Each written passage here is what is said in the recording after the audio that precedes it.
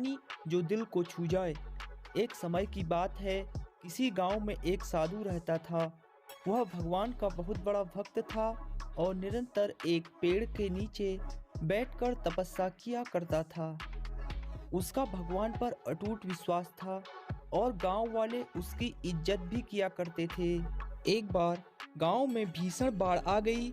चारों तरफ पानी ही पानी दिखाई देने लगा। सभी लोग अपनी जान बचाने के लिए ऊंचे स्थानों की तरफ बढ़ने लगे। जब लोगों ने देखा कि साधु महाराज अभी पेड़ के नीचे बैठे भगवान का नाम जप रहे हैं, तो उन्हें यह जगह छोड़ने की सलाह दी। पर साधु महाराज ने कहा, तुम लोग अपनी जान बचाओ, मुझे तो मेरा भगवान ही बचाएगा। धीरे धीरे पानी का स्तर बढ़ता गया और पानी साधु के कमर तक आ पहुंचा। इतने में वहां से एक नाव गुजरी। मल्लाह ने कहा, हे साधु महाराज, आप इस नाव पर सवार हो जाइए, मैं आपको सुरक्षित स्थान तक पहुंचा दूंगा।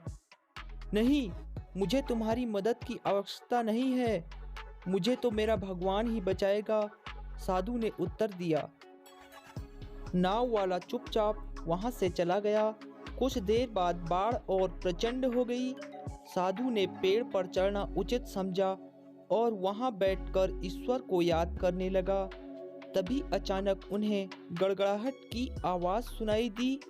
एक हेलीकॉप्टर उनकी मदद के लिए आ पहुंचा। बचाव दल ने एक रस्सी लटकाई और साधु को उसे जोर से पकड़ने का आग्रह किया। पर साधु फिर बोला, मैं इसे नहीं पकड़ूंगा, मुझे तो मेरा भगवान ही बचाएगा। उनकी हट के आगे बचाव दल भी उन्हें लिए बगैर ही वहां से चला गया। कुछ ही देर में पेड़ बाढ़ की धारा में बह गया और साधु की मृत्यु हो गई। मरने के बाद साधु महाराज स्वर्ग पहुँचे और भगवान से बोले, हे प्रभु, मैंने तुम्हारी पूरी लगन के साथ आराधना की, तपस्या की, पर जब मैं पानी में डूबकर मर रहा था तब तुम मुझे बचाने नहीं आए, ऐसा क्यों प्रभु? भगवान बोले, हे साधु महात्मा, मैं तुम्हारी रक्षा करने एक नहीं बल्कि 3 बार आया।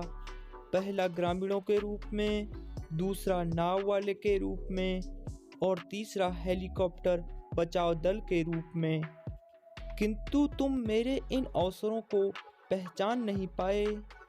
इस जीवन में ईश्वर हमें कई अवसर देता है। इन अवसरों की प्रकृति कुछ ऐसी होती है कि वे किसी की प्रतीक्षा नहीं करते हैं।